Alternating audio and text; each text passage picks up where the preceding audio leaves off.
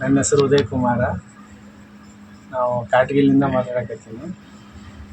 ಒಬ್ರು ಮೇಡಮ್ ಬಂದು fax oil ಬಗ್ಗೆದಾಗ ಒಂದು ಈ ಗುಳಿಗೆ ಚೆನ್ನಾಗಿರ್ತೀರಿ ಸರ್, ಇದು ಹೆಲ್ತ್ ಬಗ್ಗೆದಾಗ ಚೆನ್ನಾಗಿ ನಿಮಗೆ ಮುಂದೆ ಚೆನ್ನಾಗಿ ಆಗ್ತೀರಿ. ಯಾಕಂದ್ರೆ ನೀವು 24 ತಾಸು ನೀವು ನಿಂದರ ಡ್ಯೂಟಿ ಅಲ್ಲ ನಿಮ್ಮದು.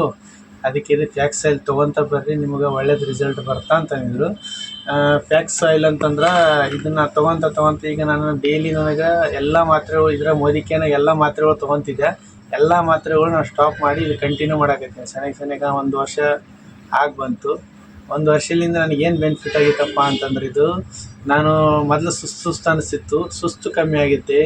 ಮತ್ತು ಇನ್ನೊಂದೇ ಊಟ ಮಾಡಿದ ಹೊಟ್ಟೆ ಉಬ್ಬಿದಂಗೆ ವಜ್ಜೆ ಅನಿಸ್ತಿತ್ತು. ಹೊಟ್ಟಿದ ಭಾರ ಕಮ್ಮಿ ಆಗಿದ್ದೈತಿ.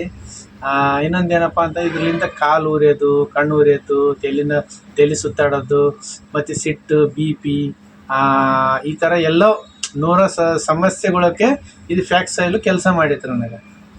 Thank you sir. ಇವು ವೆಲ್ದಾಯಿತು. ಮನೆಯಲ್ಲಿ ಯೂಸ್ ಮಾಡುವಂಥ kitchen items, washing machine items with ನಿಮ್ಮ ಮನೇಲಿ ಮಕ್ಕಳು ಇರ್ತಾರೆ, ಆ ಥರದ್ದೆಲ್ಲ ವಸ್ತುಗಳು ಯೂಸ್ ಮಾಡ್ತೀರಾ? ಮಾಡ್ತೀವಿ. ಮಕ್ಕಳಲ್ಲಿ ಏನು ಹೇಳಕ್ಕೆ ಇಷ್ಟಪಡ್ತೀರಾ?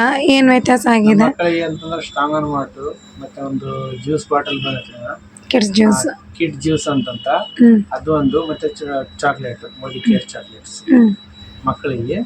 ಇವು ಕಂಟಿನ್ಯೂ ಅಂತಂದ್ರೆ ನಮ್ಮ ಮಕ್ಕಳಿಗೆ ಮನೆಗೆ ಇದ್ದೇ ಇರ್ತಾವ. ಅವಾಗ ಏನಪ್ಪ ಅಂದ್ರೆ ತಿನ್ನೋಕೆ ಒಳ್ಳೆ ಅಂತಿದ್ರು. ಈಗ ಬಲವಂತ ಖಾಲಿ ಆಯ್ತಂದ್ರೆ ಅವರೇ ಬಿಲ್ ಮಾಡಿಸ್ತಾರೆ, ಬರ್ದು ಕೊಟ್ಬಿಟ್ಟಿರ್ತಾರೆ. ನಾವು ತರಿಸ್ಕೇಸಿ ಫ್ರಿಜ್ನಾಗ ಇಟ್ಟಿರ್ತೀವಿ. ಟೋಟಲ್ ಏನಿದ್ರು ಫ್ರಿಜ್ನಾಗ ಇರ್ತಾವ, ಅದು ತೊಗೊತಾರೆ. ಅವಾಗಂತ ಸ್ವಲ್ಪ ಮಕ್ಕಳು ಒಂಥರ ಹೊರಗಿಂದು ರುಚಿಗೆ ಅಡಿಕ್ಟ್ ಆಗಿಬಿಟ್ಟಿರ್ತಾರೆ.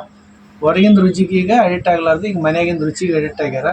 ಏನಿದ್ರು ಅದು ತಿಂದುಗಳನ್ನ ಮನೆಯಾಗಿಂದ ಊಟ ಮಾಡಿ ಆರಾಮಾಗಿ ಅದಾವ. ಈಗ ಆಸ್ಪತ್ರೆ ಪರವಾಗಿ ಹೇಳಕ್ಕೆ ಏನು ಇಷ್ಟಪಡ್ತೀರಾ? ಅವಾಗೆಲ್ಲ ತುಂಬ ನೀವು ಕಾಲುಗೋಸ್ಕರ ಆಸ್ಪತ್ರೆ ತುಂಬಾ ಹೋಗ್ತಾ ಇದ್ರಿ, ಮಕ್ಕಳನ್ನು ಕೂಡ ಇದು ಮಾಡ್ತಿದ್ರಿ. ಈಗ ಓವರಾಲ್ ಏನು ಹೇಳಕ್ಕೆ ಇಷ್ಟಪಡ್ತೀರಾ ಎಲ್ಲರೂ? ಅವಾಗ ಹಾಸ್ಪಿಟಲ್ಗೆ ನಾವು ಅಂದರೆ ಈಗ ಕಾಲು 24 ತಾಸು ನಿಂತಿರ್ತೀವಲ್ಲ, ಕಾಲು ಉರಿಯೋದು, ಕಾಲು ನೋವು ಆಗೋದು, BP ರೇಸ್ ಆಗೋದು, ಮನೆಗೆ ಕಿರಿಕಿರಿ ಆಗೋದು, ಈ ಥರ ಇತ್ತು.